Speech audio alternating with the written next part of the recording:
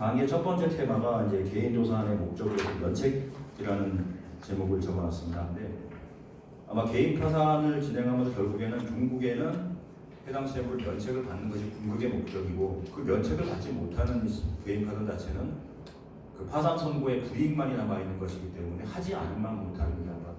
그다음에 면책의 효력으로 제가 여기 자연 채무화된다 이런 말을 써놓았고 561조 공문을 그대로 인용해놨습니다.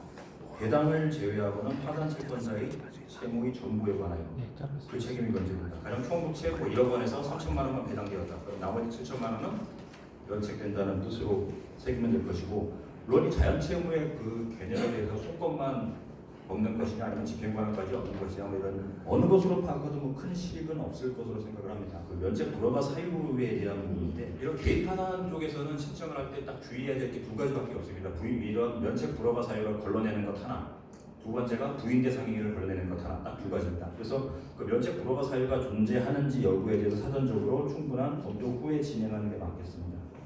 그 면책 불허가 사유만 간단하게 좀 보시면은 564조 1항에 이런 사유가 없는 한 면책한다 이렇게 나와 있습니다. 필요적으로 이러이러한 사유가 없는 한 필요적으로 면책을 하도록 규정하고 있습니다. 파산관리 업무를 하면서 실무상 많이 문제되는 부분은 사실 가장 사례가 많은 건 요 3호입니다.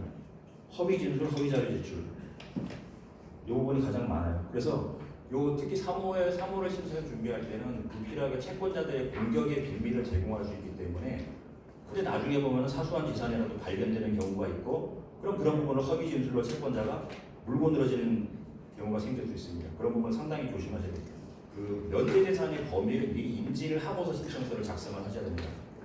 면제재산에 해당하는 부분 같은 거는 여기에 뭐 있음 얼마 한다 그래가지고 이게 뭐 환가의 대상이 되는 것도 아니고 특별하게 절차 진행에 영향을 끼치는 것은 아니기 때문에 사소한 부분에 허위 때문에 불이익을 받는 일은 없어야 될 것 같습니다. 보통 이제 면책 불허가 사유에 대해서 형사님 한번 발표하시는 거 들어보면은 보통 면책 불허가 사유가 하나만 가지고 면책 불허를 하지는 않습니다. 보통 2개, 3개 가랑비에 못 젖듯이 면책 불허가 사유가 되는 경우가 많기 때문에 3호의 사유는 상당히 의미가 있다고 생각합니다. 그리고 1호의 사유가 650조하고 651조 이 부분인데, 이 부분은 좀 사기 파산, 과태 파산 이렇게 얘기를 하는데, 결국에는 신청하기 전에 특정 채권자의 특정인의 이익을 위해서 아니면 채권자 전체의 이익을 해야 하는 그런 재산 처분 행위가 있었을 경우에 그것을 형사처벌까지 삼고 있다는 조문입니다. 보통 이제 이런 650조나 651조가 걸리는 그런 행위들 같으면은 부인 대상이 되는 경우도 많습니다. 부인 대상하고 보통은 겹칩니다. 특정 채권자의 이익을 위해서 재산권을 처분한다는 것이기 때문에 이 650조나 651조는 형사처벌까지도 가능한 부분이기 때문에 굉장히 요건을 엄격하게 해석을 됩니다. 그리고 면책 불허가 사유에 대해서는 실제로 법원의 면책 불허 결정을 받기 위해서는 그 불허 사유를 파산관리에 입증을 해야 됩니다. 소명이 아니라 입증을 해야 됩니다. 그렇기 때문에 굉장히 이 조문 자체를 적용하는 건 상당히 어렵습니다. 그런데 부인권의 요건 자체는 상당히 브로드하게 규정되어 있습니다. 그래서 이 부인권의 요건보다는 650조 내지 651조의 요건이 더 협소합니다. 즉 부인 대상 행위가 있다는 것만으로 면책 불허 사유가 되는 것은 아닙니다. 그리고 2호의 사유 같은 경우는 예가 거의 없습니다. 저는 딱 한 건 써봤습니다. 지금 파산 선고 전 1년 이내, 보통 저희 선고 전 1년 이내 저 요건에서 많이 불러주고, 파산의 원인은 사실이 있음에도 그 사실이 없는 것으로 믿게 하기 위하여 속이거나 감추고 신용거래로 재산을 취득하는 행위입니다. 3호는 얘가 제일 많고, 그리고 4호 면책 후 7년, 개인 파산 7년, 개인이생 5년이고, 그리고 6호는 이제 개인적으로는 삭제했으면 하는 생각입니다. 6호가 이제 사행행위인데, 여기서 여러분들 제가 조문을 줄여놨습니다. 과다, 낭비, 조각, 극악의 사행행위로 인하여가 빠진 겁니다. 인과관계 요건이 필요합니다. 파산관리인이 뭔가 문제를 삼는다면 그 인과관계 요건을 잘 검토를 해야 될 것이고, 그것으로 인하여 인과관계를 요합니다. 사행행위로 인하여 재산이 감소했다. 사행행위로 인하여 부채가 증가하였다. 아니 인과관계 요건이 필요하고, 파산부에서 나온 실무책자에 의하면 초단타 매매의 경우에 면책을 불허한 사례가 있다 이렇게 적고 있습니다. 저는 그 부분에 대해서는 좀 의문이 있습니다. 저는 그런 부분에 대해서는 절대 면책 불허를 쓰지 않습니다. 지금 시대가 시대인 만큼 주식에 대해서 전업 투자자도 상당히 많습니다. 전업 투자하다가 실패해가지고 파산 신청 들어온 사람에 대해서 면책을 불허한다. 저는 이건 이치에 맞지 않는다고 생각합니다. 시대에 좀 뒤떨어진 종목이라고 생각하고, 저는 저기에 적용하는 건 딱 하나입니다. 저는 파생 상품만 적용합니다. 650주나 650주 저런 부분이 면책 불허 사유이긴 한데, 보통 어느 정도 상당한 수준의 환감이 배당이 이루어진 사안 같으면은 저것으로 인해서 어느 정도 불법이 치유되지 않았느냐라고 봐서 파산관리인이 재량면책 의견을 내는 경우가 많이 있습니다. 그런 중요한 실무의 흐름입니다. 책에는 안 나옵니다. 적절히 활용을 하시면서 대응하시는 게 좋을 것 같습니다. 굉장히 어려운 테마입니다. 목록에 기재하지 않은 채권, 그러니까 목록이라면 이제 정확하게 말하면 이제 채권자 목록이라는 것이 되는데, 우리가 개인 파산 사건 이제 나중에 면책 결정 확정되고 나서 법원에 가서 이제 면책 결정을 발급을 받으면은 그 결정의 주문은 채무자를 면책한다이고, 그 뒷장에 별지로 그 면책의 대상에 대한 채권자들이 쭉 적혀 있습니다. 근데 거기에 툭 빠져버리는 채권자가 있을 수 있습니다. 그리고 이건 개인 파산 절차뿐만 아니라 개인 회생 절차에서도 일어날 수 있는 일이고, 법인 회생이나 일반 회생 절차에서도 일어날 수 있는 일입니다.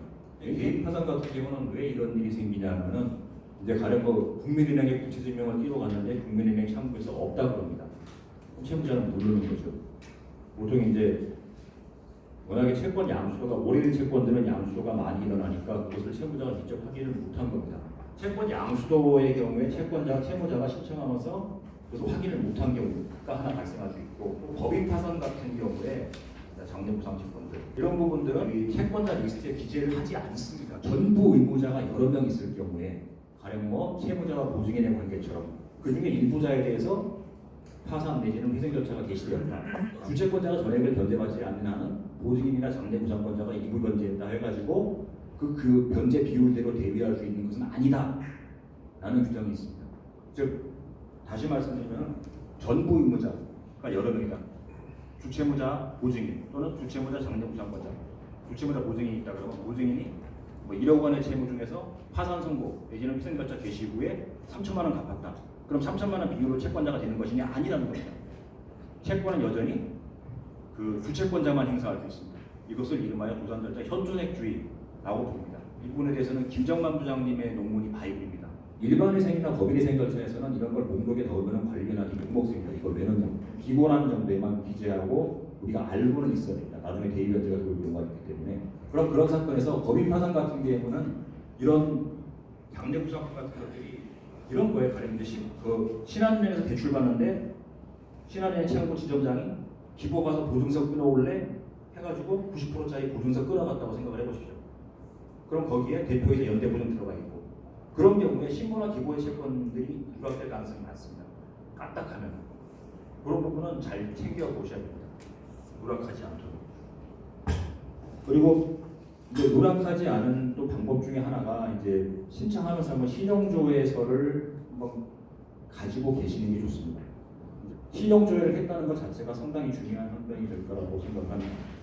이게 이제 개인 파산에 대한 논의이고, 이 부분이 왜 또 문제가 되냐 하면은, 그러니까 저도 이제 겪었던 일이긴 한데, 이 기보의 채무가 한 3억 원짜리가 빠졌어요. 법인 파산에서는 주채권만 넣었어요. 그리고 개인 파산에서도 주채권만 넣었어요. 근데 나중에 면책까지 받았습니다. 그럼 뭐 3억 원짜리가 지급 명령 틱 나오는 겁니다. 지금 겨우겨우 취직해가지고 월급 한 300 받고 있는데 3억 원짜리 틱 날라오니까 채무자 입장에서 환장을 보신 거예요. 그때 어떻게 사실 방법이 없어요. 이게 굉장히 저는 좀 개인적으로 불합리하다고 생각해요.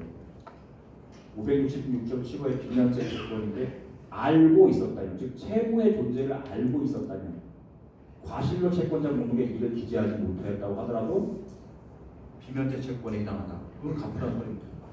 그러니까 이 판결 전에는 어땠냐 하면, 이 판결 전에는 어차피 환등할 재산도 없었어 라든가, 아니면 그 절차에서 별다른 불허가 사유가 없었어 라는 그런 판단을 원용해가지고 면책을 시킨 판례들도 있습니다. 이거에 대해서 면책이 안 돼버리게 되면 어떤 일이 생기냐면은 아까 저희가 첫 페이지에서 봤던 것처럼 면책을 받고 나서는 개인 파산의 경우에는 7년 동안 신청을 못 한다는 겁니다. 그러니까 이 채무를 가지고 다시 파산 신청을 할 수가 없다는 겁니다. 그리고 또 하나 또 문제가 될 수 있는 부분이 단 이 부분이 채권자가 파산 선고 사실을 알았을 경우에는 그러하지 아니하다는 치고 단서이거든요. 근데 이거를 채무자 입장에서 이거를 채권자가 파산 선고 사실을 알았다 저거를 입증하는 게 거의 불가능합니다. 개인행위 절차, 개인신청 기각 사유이고 또 면책 불허 사유이고 이런 사유들이 있기 때문에 꽉 좀 막혀 있어서 좀 이렇게까지 엄격하게 봐야 되는 것이다 하는 좀 의문은